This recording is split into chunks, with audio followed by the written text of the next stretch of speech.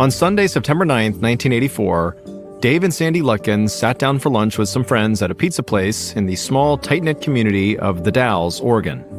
Dave looked around at the bustling restaurant, and then he looked over at his wife and smiled. They owned the place. It was a franchise of the Shakey's Pizza Parlor chain, and he and his wife were clearly thrilled to see so many people stopping by to eat after Sunday church services. Business was actually going so well that Dave and Sandy were thinking about opening up another location in nearby Hood River. But it was Dave's day off today, and he didn't want to think about work. Between raising kids and running the restaurant, he didn't get much time to just hang out and catch up with friends. And so Dave turned back to the two friends at the table with he and his wife, and they were a married couple named Dan and Kay, and Dave asked them, how are things going? Now, Dave knew that Dan was very active in local politics, and therefore kind of knew all the latest town gossip. And so really that's what Dave was asking Dan, like, hey, what's going on in town? What have you heard? And so after asking this question, Dave began to eat his macaroni salad as Dan very enthusiastically began to fill them in on what was happening behind the scenes in the Dalles. There was a debate about tearing down an old school that they had attended as kids, and there were also some plans to renovate a nearby park, but the big news was local officials were still clashing with a religious commune that had recently bought a ranch on the outskirts of town.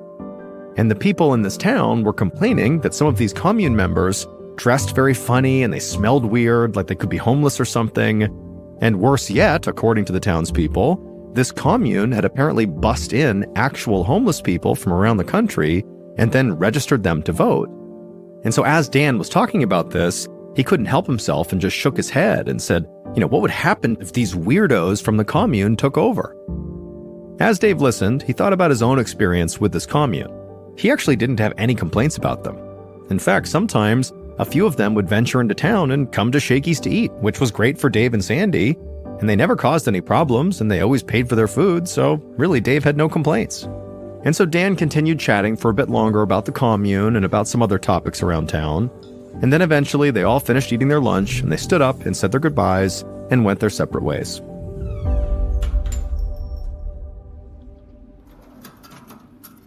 Later that day, Dave was standing behind the cash register inside of their restaurant, counting out the day's profits. And as he did that, suddenly a cramp stabbed at his stomach so hard that he had to bend over.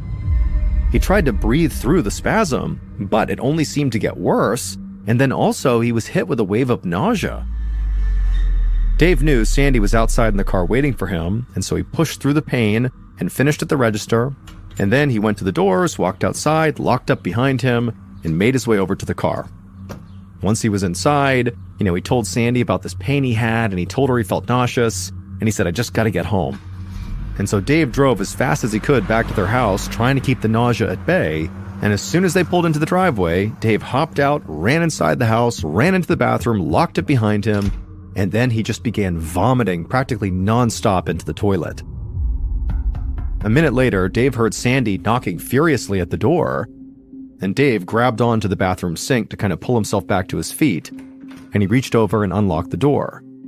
Dave thought his wife was knocking because she was worried about him, but no, as soon as the door opened, she just rushed past Dave and took his spot at the toilet and began retching into the bowl too. Dave figured they must have caught some sort of stomach bug and just needed to rest. But when he tried to walk to their bedroom, he became so dizzy he almost fell over. So he just sat on the ground waiting for his wife to finish in the bathroom.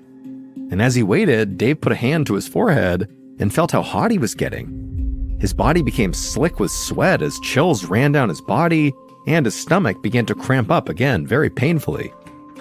And then when Sandy finally emerged, Dave felt nauseous again, and so he rushed back inside and began vomiting. And then every time he was done vomiting, he would have these horrible bouts of diarrhea.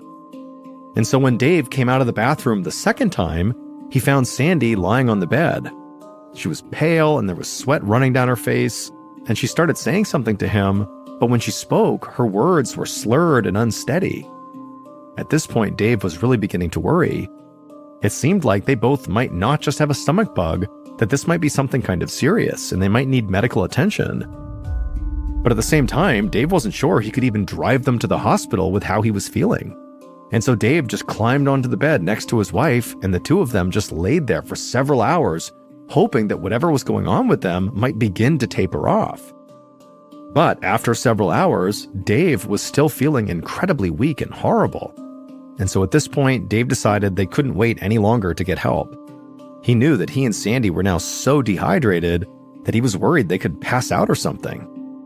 So Dave got out of the bed and stumbled to the kitchen and called a taxi. 10 minutes later, he and Sandy were in that taxi on the way to the emergency room.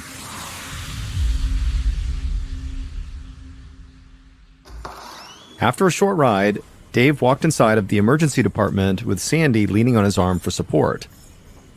To Dave's surprise, the waiting room was already completely packed. And right away, he spotted a few people who had eaten at his restaurant earlier that day, and all of them looked pale and sweaty just like he and his wife. Dave and Sandy limped over to the check-in counter and nearly bumped into their friend, Dan, who looked even worse than Dave and Sandy. The trio sat together as they waited, but nobody said anything. They all felt too sick to talk. Eventually, Dave and Sandy were admitted to the hospital, and a nurse hooked them up to IV drips to replenish all the fluids they'd lost. Then, the doctor explained that the couple was too sick to go home, and they would need to stay overnight for observation, or at least until they figured out what was making them so sick. And so after Dave and Sandy were set up in their room, a doctor said a nurse would come by soon to collect blood and stool samples shortly. The next morning, the doctor returned to Dave and Sandy's hospital room and told them he had their test results. Dave listened intently as she explained that he and Sandy had salmonella poisoning, a bacterial infection that attacks the intestinal tract. And in fact, the doctor said the majority of the other people who had come in the previous day along with Dave and Sandy, they also had salmonella poisoning. Now, the doctor said they didn't know where the salmonella had come from, but immediately Dave had a bad feeling. He didn't dare say it out loud, not even to Sandy, but secretly, he worried the salmonella poisoning had come from their restaurant. Dave grappled with that horrible thought as he and Sandy were discharged and began to make their way back through the hospital towards the exit. And as they got near the exit, they saw there was still a crowd of patients waiting to be seen, which actually made the waiting room seem even busier than it had been the night before. Dave guided Sandy to the door, feeling very grateful to be getting out of the hospital, but also feeling very guilty that his restaurant might very well be to blame for this outbreak. Later that day, Oregon State epidemiologist Dr. Lawrence Foster picked up the ringing phone on his desk. An epidemiologist is someone who investigates patterns and causes of disease and injury. Dr. Foster was a quiet man with a gentle demeanor who operated extremely well under pressure, responding to emergencies with science and logic. He actually loved the intense work of being an epidemiologist and listened closely as an official on the phone outlined a new breaking case. In the past 24 hours, nearly 20 patients had arrived all at once at a small hospital near the Dalles, Oregon. All of them had been diagnosed with salmonella poisoning, and almost all of them had eaten at a local pizza place right before getting salmonella poisoning. Dr. Foster thanked the official for calling with the update and said he would get right on it. After hanging up the phone, Dr. Foster did not think this was some crazy crisis. Instead, he thought this was a pretty straightforward case of food poisoning, and so now his job was to locate the source of the salmonella bacteria and eliminate it. So he grabbed his car keys and headed for the door. He knew where to start looking.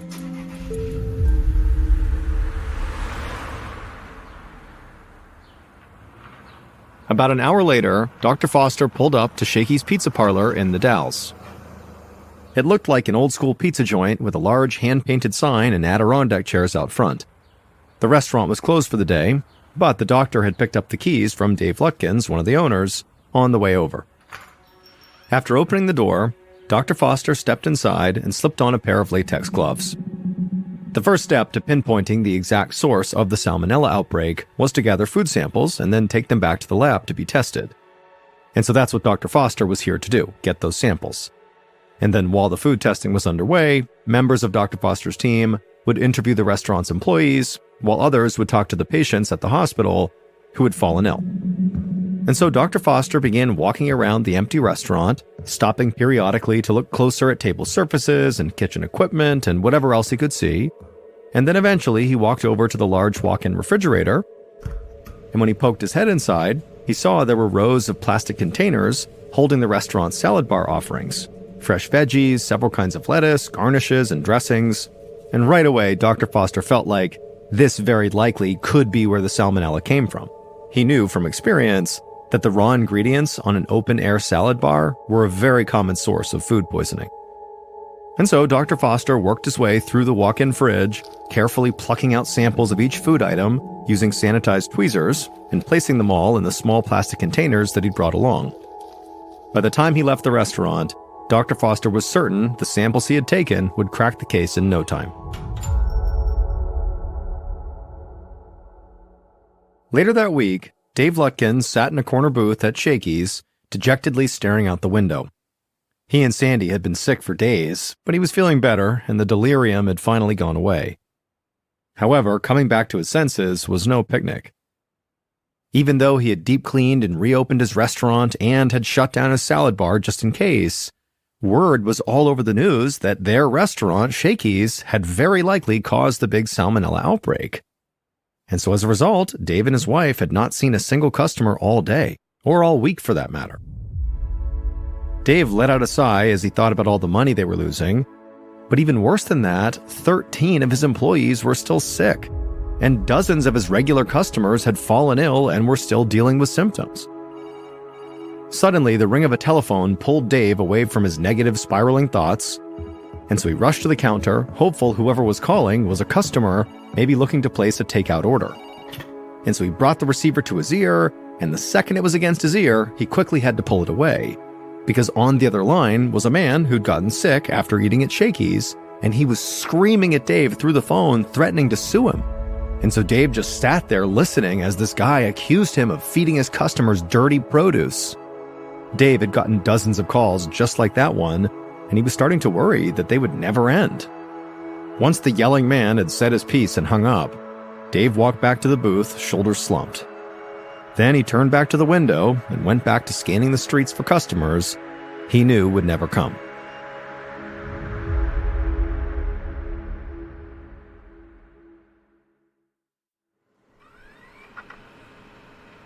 A week later, Dr. Foster sat in his office with his head in his hands. He'd been so sure that this outbreak of food poisoning was due to contaminated ingredients at Shakey's Pizza that he really hadn't even considered if that wasn't it. It just seemed so likely. But now he knew he was incorrect. That had not been the source, because he'd just gotten word that there were an additional 20 cases of salmonella poisoning from people who ate at 2 other restaurants in town. So Shakey's could not be the only source of the bacteria that was making these people sick. Dr. Foster was confident in his abilities, but he also knew when to admit that he had been wrong. And he definitely underestimated the severity of this salmonella outbreak. It was way bigger than just Shakey's. In fact, he was receiving daily calls from the Dow's emergency room begging him for updates as the number of salmonella cases surged towards 100. And so far, Dr. Foster didn't have any answers. And so he stood up from his chair and began pacing around his office. He couldn't just sit around and wait all day. With all the new cases popping up, maybe his team just needed to expand their investigation. 30 minutes later, Dr. Foster, along with his team, sat around a large table in the conference room. He did his best to stay calm and collected, but truthfully, he was starting to feel nervous.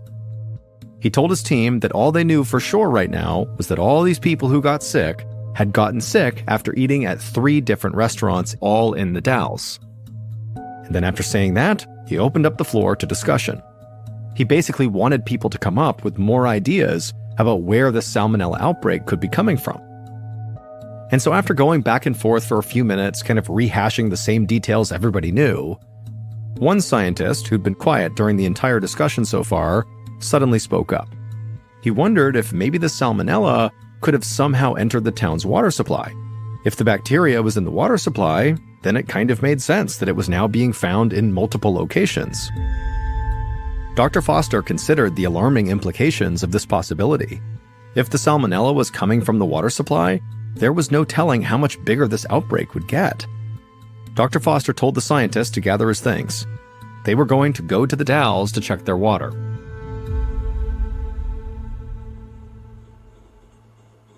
The next day, Dr. Michael Skeels leaned over a lab bench in his laboratory at the Oregon State Public Health Lab near Portland. Like his colleague, Dr. Foster, Dr. Skeels had been working around the clock to try to figure out the source of the salmonella outbreak in the Dales, examining dozens of samples every day. Dr. Skeels adjusted his tortoiseshell glasses on the bridge of his nose, willing his tired eyes to stay open as he screened yet another petri dish with bacteria grown from a lettuce sample. Unsurprisingly, it seemed to be teeming with salmonella bacteria. But there was something odd about all the bacteria they kept finding. There were 2,500 different strains of salmonella that Dr. Skeels knew of, but they kept finding the exact same very rare strain over and over again. Dr. Skeels reasoned that this meant that all of the salmonella had almost certainly come from one source, but he had no idea what the source could be. Dr. Skeels knew one thing for sure, though. It was not the water supply. His staff had tested the public water samples Dr. Foster's team had collected, and they had found no bacteria in the water. It was totally clean. So the investigation was sort of back to square one. Dr. Skeels sighed as he lifted his head from the lab bench and looked around the room at his exhausted colleagues hunched over their work. He desperately needed more coffee, or even better, a nap. But that wasn't going to happen anytime soon. Because not only was their investigation stalled, the public health crisis in the Dalles was only getting worse. Over the past few days, the number of restaurants involved in salmonella poisonings had increased. Salmonella had now been found in 10 restaurants, and so now a second wave of infections was engulfing the town, and this time it was much bigger than the first. Dozens more people were sick, and more people were arriving at the hospital every hour. The scale of this second outbreak was overwhelming the town. Emergency rooms were struggling to manage the new patients, and all of the hospital beds were full and patients were sleeping in the hallways. And so, of course, the people who were getting sick were lashing out at the only people they could, the doctors and nurses, who were doing their best, but they were having a really hard time keeping up. It was just complete chaos. Dr. Skeels was struggling to keep up too. He was doing his best to manage all of the lab testing while also trying to figure out why this new outbreak was happening. It seemed like the salmonella was showing up everywhere and yet still coming from nowhere. The bacteria kept being found where they expected it to be, mostly in salad bar vegetables like lettuce and cucumbers, but also they found it in items that are rarely contaminated with salmonella, such as salad dressings and coffee creamers. And they still had no idea how so many different foods could be contaminated. It wasn't the water supply, so where was this bacteria coming from? Dr. Skeels waved his tired staff over to him in the middle of the lab. And as they walked over, he took in their bloodshot eyes and their stained lab coats, and he knew he looked just as bad as they did. Dr. Skeels took his glasses off and rubbed his eyes. He told the group that the outbreak was getting way too big for this small staff. If they were going to find the source of this mass poisoning and prevent new cases, they needed help. It was now time for the federal government to step in, which meant they needed to contact the Centers for Disease Control, or CDC for short. His very tired team nodded in agreement, and so Dr. Skeels turned and headed to his office to make the call. A few days later, Dr. Skeels could barely contain his shock as he combed through the CDC's research. The CDC had put its enormous resources to good use, interviewing hundreds of patients as well as their families and friends. They spoke to 325 food handlers who had all worked at the 10 restaurants. They measured salad bar temperatures and investigated food handling practices. They even visited a few farms to inspect the milk and vegetables that these restaurants had used. And they discovered that people who had food that was delivered from these 10 restaurants did not get sick, but the people who actually physically ate inside of those 10 restaurants did get sick. They also discovered that while the blue cheese salad dressing at one of these salad bars was teeming with salmonella, well, the powdered mix that makes that salad dressing contained no salmonella. To Dr. Skeels, these were very revealing discoveries, because it meant that the food in these 10 restaurants was safe when it left the kitchen, like for a takeout order, but then somehow, once it was in the dining areas inside of these restaurants, it became contaminated. But it was hard for Dr. Skeels to even come up with an idea of how that could happen. He wondered, for example, how the powdered salad dressing mix could be clean while it was in storage and then suddenly turn poisonous when the staff prepared it for the salad bar. It just didn't make sense. But then Dr. Skeels had an alarming thought. What if someone was putting the salmonella in the dressing after it was prepared?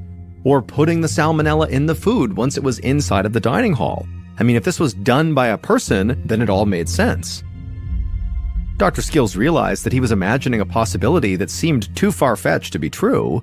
Did someone purposely grow toxic bacteria and then for some reason choose to release it into the community? The name for that was bioterrorism, but the question was, if it really was bioterrorism, which again was very far-fetched, who would want to do that? About a week later, Dr. Skeels sat in the conference room at the Oregon State Public Health Department, along with some of his senior scientists, to hear the latest update from the CDC officials. One of the CDC representatives began with the good news. The salmonella outbreak had finally died down sort of on its own. Thankfully, no one had died, and there hadn't been any new cases for a week. But then Dr. Skeels heard the bad news.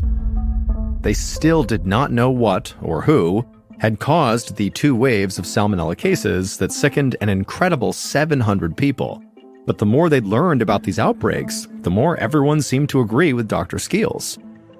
The whole fiasco did seem like a deliberate attack. They just couldn't prove it.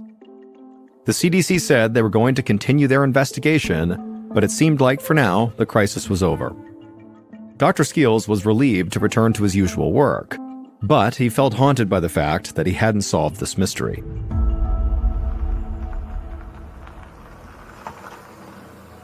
A year later, on October 2nd, 1985, Dr. Skeels pulled his car to the side of a country road outside of the Dalles. His team was already there waiting for him. As he approached the group, Dr. Skeels felt the nerves and anticipation bubbling up all around him. But public health officials were not the only ones on the side of this lonely road. They were surrounded by federal agents carrying semi-automatic weapons and wearing bulletproof vests. This was a raid by federal agents, and Dr. Skeels felt very out of place. Now, this job, being a part of this raid, could not be more different than Dr. Skeels' usual stream of research and meetings, but he reminded himself that they needed him. If this raid was going to be a success, he needed to stay calm and focused and do his job. And so the leadership in charge of the raid finished running through the plan a few more times, and then everybody returned to their respective vehicles. Dr. Skeels drove behind the rest of the 50-person group as they entered through the gates of the 64,000-acre ranch that was the home of the Rajneeshi religious commune. Dr. Skeels headed straight for one unassuming building, search warrant in hand. He was accompanied by a germ warfare expert from Washington, D.C. The instant they stepped inside of that building, Dr. Skeels could not believe what he saw. It was a state-of-the-art medical laboratory that this commune was clearly running. Dr. Skeels walked around inspecting the various experiments and documents that were strewn about. At some point, he found a copy of the anarchist cookbook open to a certain page just laying out on the table. A chill ran down the doctor's spine as he flipped through the instructions on how to make homemade explosives and illegal drugs. Nearby, there was another book that focused on military biological warfare. The literature was fascinating and horrifying, but it was not what he was looking for. Dr. Skeels continued walking through the lab, making his way to a back corner where he found a large walk-in freezer. His eyes went wide as he took in the rows of rare chemicals and bacteria perched along the walls inside of glass vials. He walked to the back of the freezer and he leaned in close to see the contents, and his breath caught in his throat as he read the label closest to him. It said, Salmonella. Dr. Skeels carefully removed the glass vials and placed them in his bag for evidence. The answer to the poisoning of an entire town was right in front of him. Lab tests would prove that the salmonella samples Dr. Skeels collected inside of that lab were an exact match for the strain that was found in the Dalles a year earlier. The Rajneeshis had deliberately planted the salmonella at Shakey's Pizza Parlor and other restaurants in town, hoping to sicken as many people as possible. The Rajneeshis preached that they were leading the way to a new era of free love at their commune, However, they kept on getting into fights with the Wasco County Commission that regulated what they could and could not do at their commune. So the Rajneeshis had decided to just go ahead and take over the commission by installing their own candidates. The Rajneeshi leaders reasoned that if most local residents were too sick to vote, then their candidates could easily win. They used the months before the November vote for a bizarre kind of dress rehearsal. Initially, commune members had put salmonella in spray bottles and doused doors and other public places in the Dalles, but no one had gotten sick.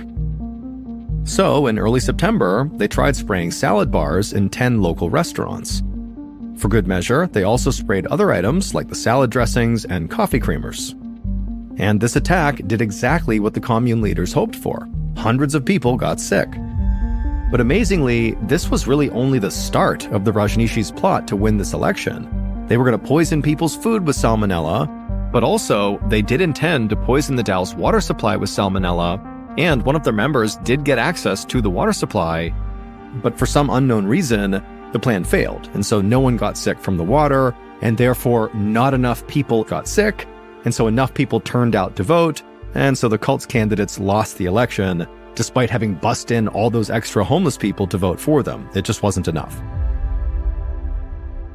And so after this raid, the Rajneeshis' leader, Bhagwan Sri Rajneesh, and his deputy, Ma Anand Sheela, were both arrested. There was not enough evidence to prove Bhagwan was behind the attack. Instead, it seemed like Sheela had sort of acted on her own. And so she was tried and found guilty for the salmonella attack, and eventually served 29 months in prison before being deported to West Germany. As for the commune compound, it was shut down and the land was sold. Despite being vindicated, Dave and Sandy Lutkin's business, the pizza parlor, never recovered, and so they had to close it down. However, out of this, they were able to start a catering business instead, where they had much more control over who had access to their food. To this day, the Rajneeshi salad bar poisoning remains the single largest bioterrorism attack in United States history.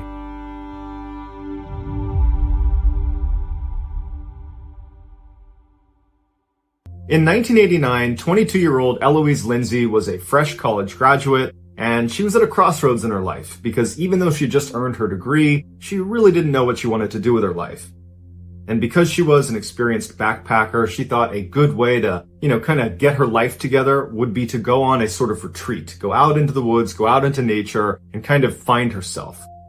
So she had planned this very detailed 43.3-mile hike along the Appalachian Trail, starting in South Carolina, where the first 7 days of the hike she would be totally on her own, and then at the 7-day mark she would meet up with a friend at a particular rendezvous point. Her friend would give her resupplies and would be her companion for the rest of the hike. When Eloise told her parents what her plans were, they were not concerned for her safety because she was an experienced backpacker. She had made trips like this before. And so they said, great, we'll see you when you get back. So on November 4th, Eloise sets out to begin her journey down the Appalachian Trail. And the first couple of days of her hike were great. The weather was beautiful, the scenery was amazing, and she had all this time to just kind of be by herself and look internal and think hard about what she wanted to do with her life. But on the third day, when she woke up, she was sleeping inside of a tent she had camped just off the trail. She woke up and she had this intense sense of dread. She couldn't really place where it was coming from, but she knew something was wrong, and she's kind of doing inventory of her life, like, what did I forget? Is there something that I'm just not thinking about right now? But she kind of pushes it aside mentally and thinks, okay, you know what? I'm just going to pack up my campsite here and get hiking, and I'm bound to, come up with what it is that's making me feel this way. So she gets out of her tent and she begins packing up her campsite, and she's looking out, kind of scanning the tree line, not because she was looking for anything, but just because she happened to be looking out. And she could have sworn that she saw a man standing, 30, 40 feet away behind a tree. And she kind of did a double take and was staring at him. It's, it's broad daylight, it's the morning, and they're near a trail, so it isn't like unbelievable that there might be someone near her at that very moment. But she kind of did a double take and she looked at them again, and this person was gone. And she stood there for a minute, just kind of looking in the direction of where she had seen this guy, wondering, is my mind playing tricks on me? Did I really see someone there? Why aren't they showing themselves again? If there was someone there, they clearly must have just been looking at me. Why aren't they, poking their heads out again to communicate with me in some way? We're out in the middle of nowhere. We should be talking to each other.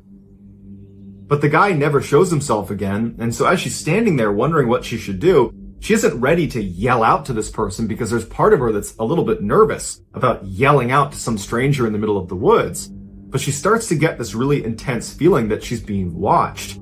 And it feels an awful lot like the sense of dread she had while she was in the tent. And she's starting to wonder, are my instincts or is my sixth sense picking up that I'm being watched? Like there's some predator out there looking at me right now? And even though she has no way of knowing if that's actually true, she's alone in the middle of the woods, and even though she's experienced, she can't help but feel really vulnerable. And because this guy is just not showing himself again, she feels a little bit threatened.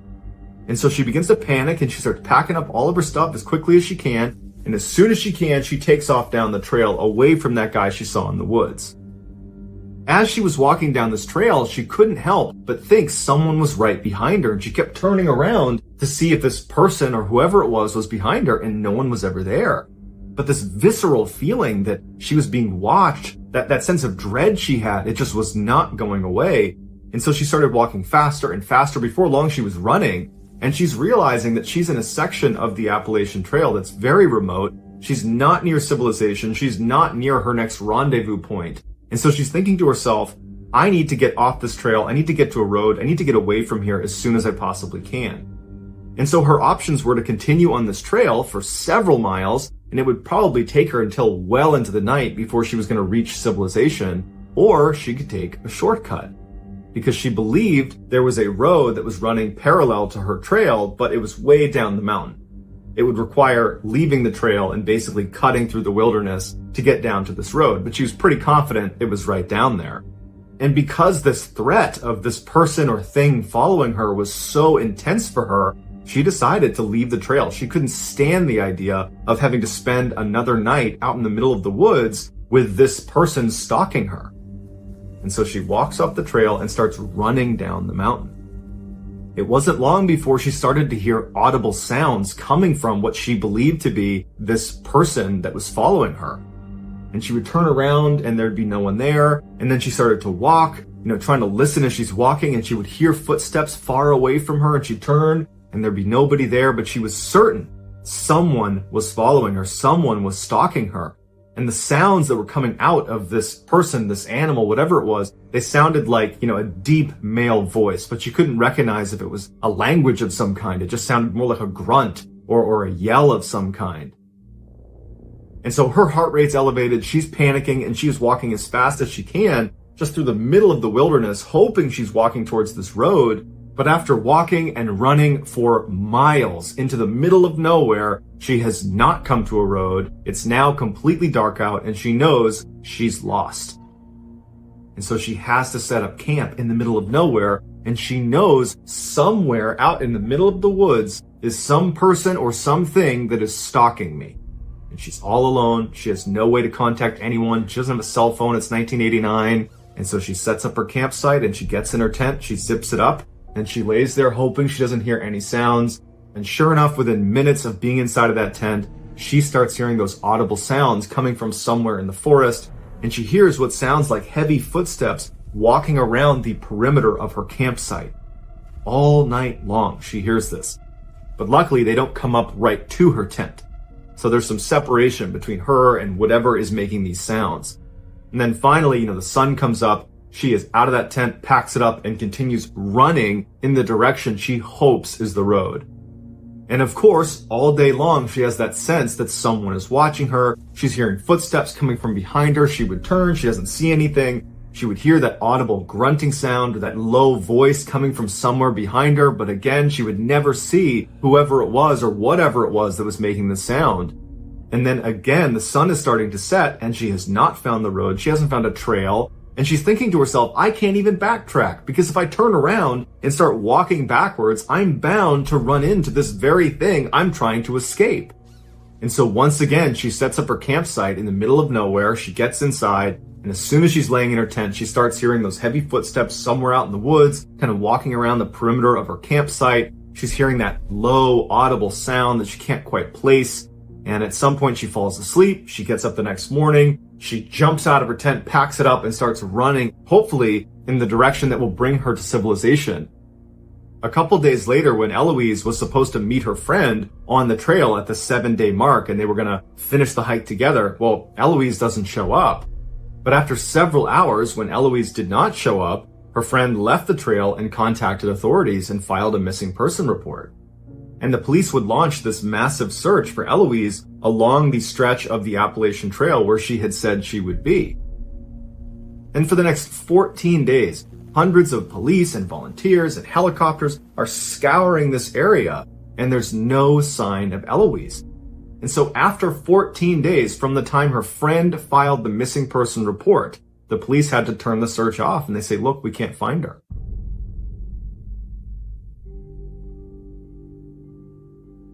Two days after the search was terminated, so 23 days after Eloise had initially set off for her trek through the Appalachian Trail, a hunter that was out in the middle of nowhere near the Appalachian Trail discovers Eloise perched up against a tree. She's totally emaciated, she's dehydrated, she's delirious, but she's alive.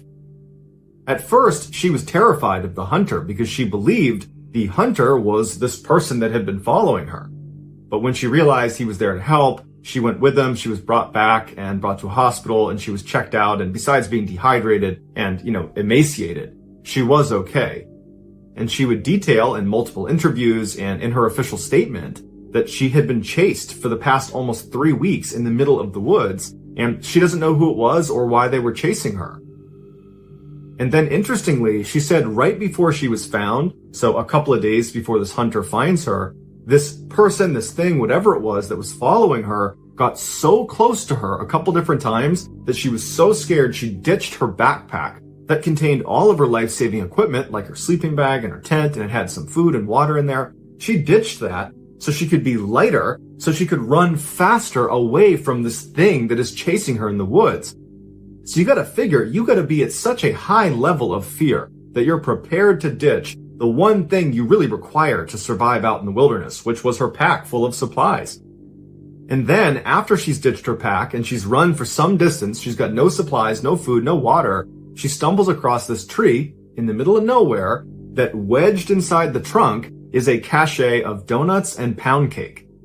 And so she takes the donuts and pound cake, and between that and the stream water she had found, that's what kept her alive for the last few days before she was found. Eloise says she has no idea what to make of her experience, and law enforcement were baffled by it as well. Some people think Eloise had a mental break, and she effectively made this whole situation up. That she really was lost in the woods, but no one was chasing her, and she was just kind of paranoid and running around the wilderness for a couple of weeks. Other people, including park rangers that work that stretch of the Appalachian Trail, believe it's possible she could have been stalked by wild men, which are basically people that live out in the mountains that are effectively feral, that live off the land, and they've been known, according to local legend, they've been known to attack park rangers, and people that live out in that area have claimed to have seen these wild men, and they kind of match the description of what she was describing. But as of right now, there's no official explanation for what happened to her other than she got lost and was found again.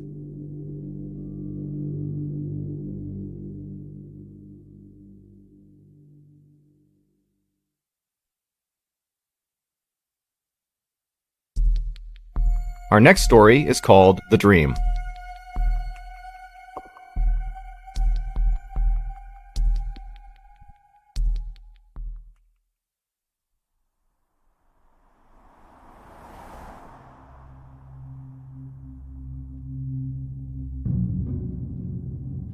On March 7th, 1975, 21-year-old Mark Hansen, along with two of his friends from college, Ben Fish and John Chidester, arrived at a parking lot on the eastern side of the Appalachian Trail.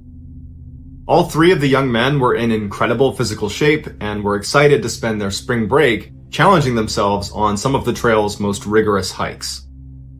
The day before they were supposed to go, they almost canceled the trip because there was this terrible weather system that was coming over the trail, and they were thinking, it's going to be dangerous, it's not such a good idea. And then they started talking some more, and they were like, well, we're already going to, challenge ourselves. It would be even more challenging to hike these really difficult trails with the inclusion of bad weather. So this is another way to, test our abilities. And so they kind of got pumped up at the idea of hiking the Appalachian Trail in terrible weather. So the guys arrive in the parking lot, the windshield wipers are furiously working to keep the pouring rain off. They hop out and they're getting soaked by the rain. They put on their ponchos, they grab their heavy packs, and they make their way over to the trail. Their plan was to move west along the trail until they hit the Tri-Corner Shelter, where they would spend their first night. The Tri-Corner Shelter is one of the many shelters along the Appalachian Trail. They are open to the public. There's no heating or electricity, but it provides shelter from the storm. You can go in there and, get in a sleeping bag and you'll be fine. But to get to the Tri-Corner Shelter, they would need to hike 16 miles, almost completely uphill, walking right into the wind, and it's raining on them, and it's supposed to snow later on, so it's just a treacherous first day. But they take off, they start walking up this trail, and after a couple of miles, John says, you know what, guys? This is awful. I think we should probably turn around. I think we've underestimated how bad this is going to be. Let's go back to the car, and we'll do this another time. But Mark and Ben were like, oh no, we are committed. We are doing this. We are not turning around. And John's like, you know what? Suit yourself. I'm not going to do that. And he turned around and he left and he went back to the car and he would pick them up when they were done. After John turned around, Mark and Ben, they felt good. They felt tough. They're going to stick this hike out. And so they take off again and Ben's in the lead. And Ben seems to be handling the poor weather and difficult hike and heavy pack a lot better than Mark is. In fact, over the next several hours, Mark would drift farther and farther back and Ben would need to wait for him and Mark would be hunched over, really just struggling with this hike. And then at some point, Mark yells to him and says, I gotta take my pack off. I can't carry this much weight up this hill until we get to the shelter. I'm not gonna make it to the shelter. Then Ben would say to him, if we don't get to the shelter for some reason, you're gonna be stranded out here in this storm without any warm clothes, without your sleeping bag, without your tent, without your food, without your water. It's way too dangerous. You have to keep your pack on. And so finally Mark is convinced and he's like, oh, all right, puts his pack back on and they continue moving. About an hour later at 7 p.m., they had reached the section of the trail where they knew they were getting close-ish to the Tri-Corner Shelter. They were certainly well beyond the halfway point. But it was dark out, the temperature had dropped significantly. At this point, Ben is basically Mark's cheerleader, kind of egging him on to keep moving, and Mark's kind of staggering along this trail, and Ben and Mark are just hoping that shelter just appears at some point here because they don't know how much farther they can go. Another hour and a half goes by. They still haven't made it to the shelter. Mark is groaning. He can barely move. It's pitch black. The rain has now completely shifted over to snow, and it is just dumping snow on them. And Ben is concerned that, somehow did we take a wrong turn, even though they were on a really well-marked trail, and he knew they hadn't. He figured they must be so close at this point. And it was around this time that Mark yells out to Ben, I'm done. I can't go any farther. And he sits down right in the middle of the trail. He's sitting down with his pack, and he's just laying there, and Ben is like, come on, we're so close, you can't sit down now. And Mark's like, I'm not moving. I can't do any more. I'm going to sleep right here. Ben knows this is a bad idea. I mean, they did have warm clothes and sleeping bags, and they probably would be just fine sleeping out in the middle of the trail, but it just seemed so unnecessarily risky when there's probably a shelter maybe a couple 100 meters away, and he would turn out to be right. And so he decides he's going to walk ahead on the trail, and he's going to see if the shelter's there, but he only went about 100 meters. He was within maybe 100 meters of the actual shelter, but he never saw it. And so after going ahead and feeling like, man, I don't want to drag Mark any farther, if there's no shelter ahead, for all we know, we took a wrong turn. And so he turns back around and he goes back near Mark, not next to him, but close enough to him that he can see him. And he sits down on the trail too. He gets his sleeping bag out, he crawls inside, and he falls asleep.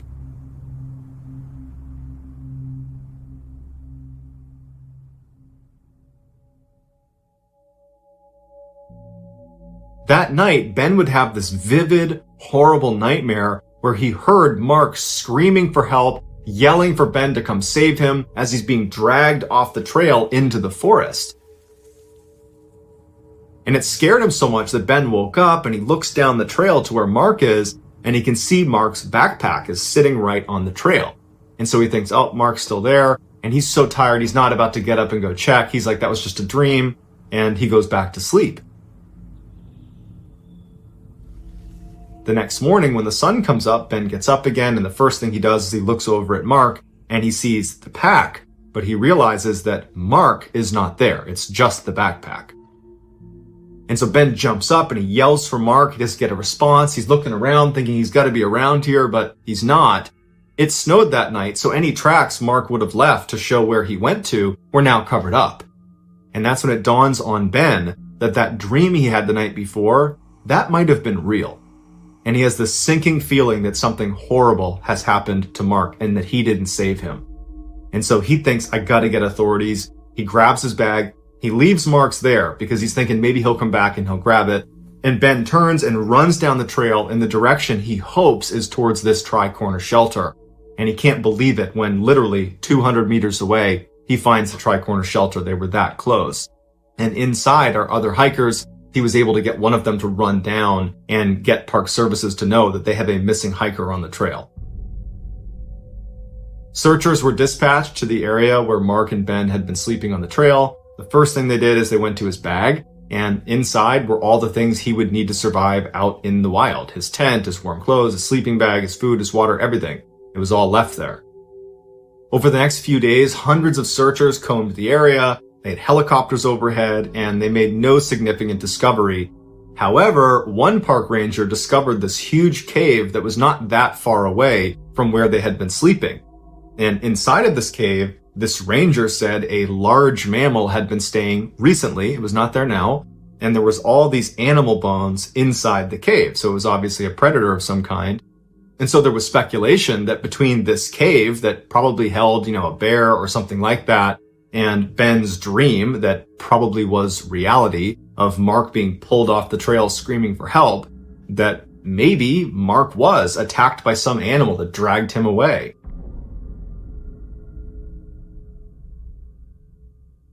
On the 9th day of the search, Mark's body was found.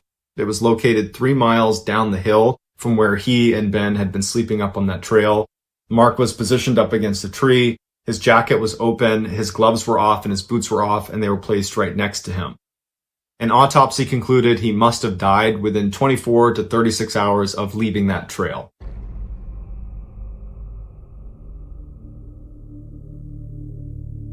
So there's lots of questions with this one, namely, why did Mark, in the middle of the night, get up, not tell Ben where he was going, and then leave the trail and walk 3 miles away? The trail they were on was very well worn, that even at night in a snowstorm, it would be very obvious if you were on the trail or if you were off the trail. So Mark had to have known he was leaving the trail. But even if Mark had a great reason for wanting to leave the trail, just hours earlier, he couldn't even stand. That's why they were even laying on the trail to begin with, because he couldn't go any farther. So the idea that he can just jump up in the middle of the night and navigate this really difficult terrain for 3 miles in total darkness in the snow, that doesn't make sense either. And then you have Ben's dream, where he hears Mark screaming for help, and he's yelling for Ben to come save him as he's getting dragged off the trail. There's a good chance what Ben was hearing and seeing in his dream was actually playing out just several feet away from him down the trail.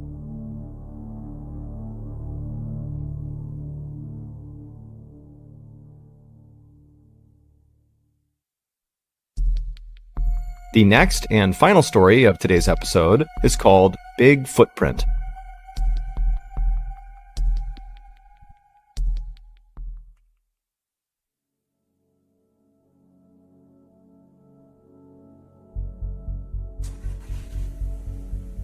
In early July of 1953, Mr. and Mrs. Huggin, along with their 3 young daughters, left their home in Winnipeg, Canada, for a 6-week summer vacation. They were headed to the girls' grandparents' summer cabin in Wade, Ontario, which is one of the more remote and wild sections of Ontario. Their cabin was right in the middle of this huge swampy forest, and they were not too far from one of the biggest lakes in Ontario called Fox Lake. The family arrived late on July 4th, so they didn't do anything when they arrived. They just hung out at the cabin. And then early the next day, all the adults decided they wanted to take the girls to Fox Lake for the day. So they began gathering all the supplies they would need while the 3 girls played outside the cabin. Now, there's no neighbors or anybody else anywhere near this cabin. And so it was totally normal to have the girls just play outside. They were not concerned about, them getting taken or something.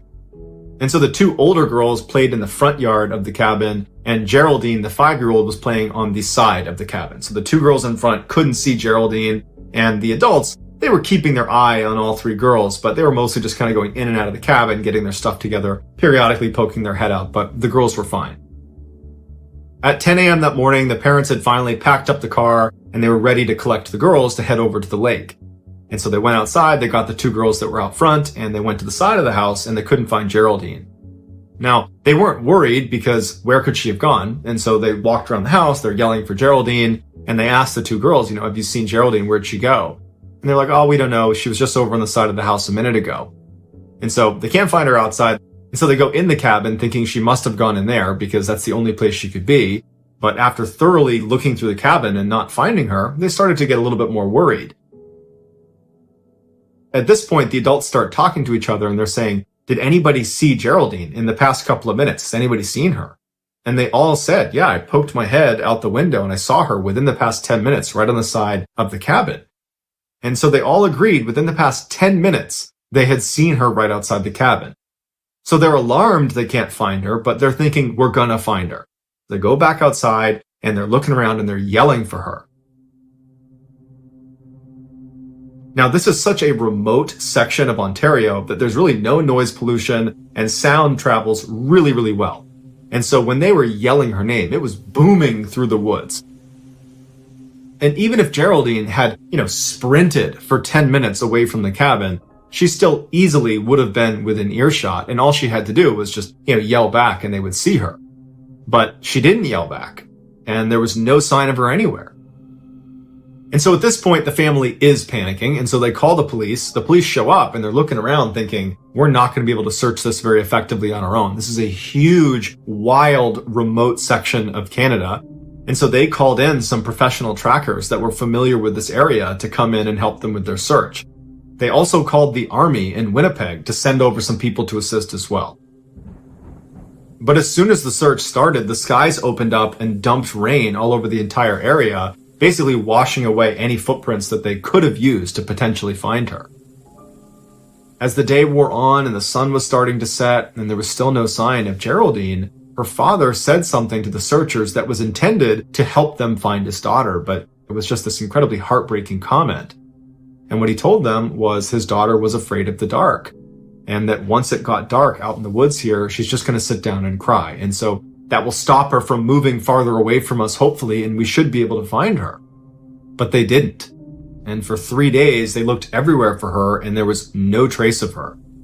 And to make matters even worse is the weather had been really rainy and cold, not below freezing temperatures, but close, like in the 40-degree Fahrenheit range. And she just had a light shirt and shorts on. She was not prepared for the weather. On the evening of the 3rd day, they found footprints that they believed to be Geraldine's high up on this ledge in some moss overlooking Fox Lake. And the footprints indicated that this child, which was probably Geraldine, was looking out over the lake and then turned around and walked away from the ledge down into the swamp where her footprints dissipate. And so the search effort was pushed to this swamp, and they had thousands of people that are combing through this mosquito-infested bush to look for this girl, and once again, there's nothing. Then, on the 7th day of the search, they find another set of footprints in the swamp around the area where they were looking for Geraldine. But it wasn't Geraldine's footprints because they were these huge prints that if it was a human print, they would need to be an enormous human being. Or these prints belonged to some enormous animal, but they were unable to determine what animal it was. At this point, although there's not really any real evidence connecting that print to Geraldine, people are starting to suspect that whoever left this print or whatever left this print has something to do with whatever happened to Geraldine.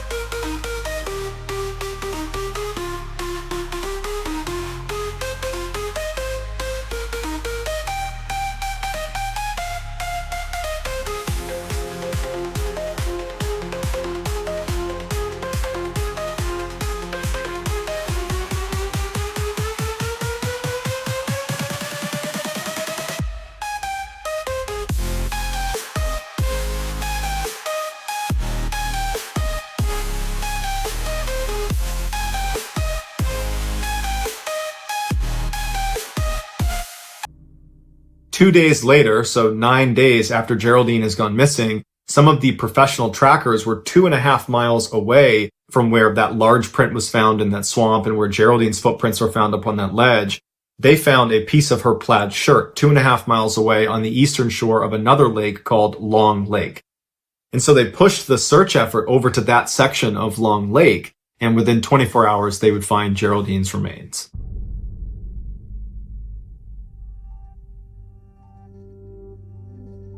The scene where Geraldine was found was bizarre. There was very little left of Geraldine, and from what was left, it was clear there had been significant animal predation. And so initial thoughts were, she must have been attacked by wolves, that's what killed her. But upon closer inspection, they saw that her clothing had not been torn and there was no blood on her clothes. So the animal predation had most likely occurred after she was deceased because they would have been able to pick around the clothing. Whereas if it had been a wolf attack, they would have cut right through the clothes and there would be marks that obviously, she was attacked by animals. But Geraldine's remains appeared to have been dragged out of a nearby meadow to where she was ultimately located. And so they followed the drag line into this meadow and it led them to this opening where all the grass had been matted down. And investigators said it looked like something big had been laying there. And they speculated that that might have been the area where Geraldine had been killed, and then afterwards animals had dragged her over to where she was found. And so investigators are like, well, we found that large footprint in the swamp on the 7th day in the same area where we had found Geraldine's footprints, and we thought they might be connected. And now we're finding a large, what appears to be body print in this meadow that's right near where Geraldine's remains have been found. And so probably whoever or whatever left that print in the swamp is the same one that left this print here in the meadow, and therefore is probably Geraldine's killer. But this left investigators with two theories that didn't really make any sense. The first one was, okay, these prints, the swamp print and this body print, belong to an enormous person, like a giant, who ran up to the cabin and abducted Geraldine and ran off and no one saw them or heard them. And for weeks, they've managed to totally evade capture despite being, again, an enormous person lumbering through the forest. So that seemed really unlikely. One, that this giant person even existed. And two, that if this giant person existed, how could they not get caught?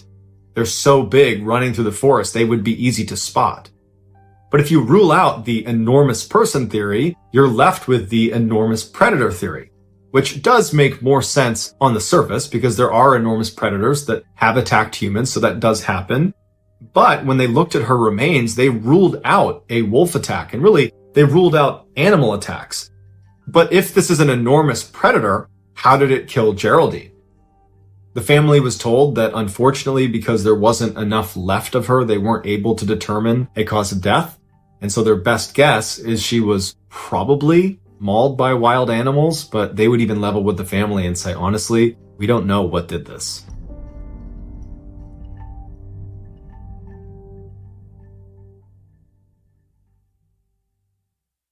A quick note about our stories. They are all based on true events, but we sometimes use pseudonyms to protect the people involved, and some details are fictionalized for dramatic purposes.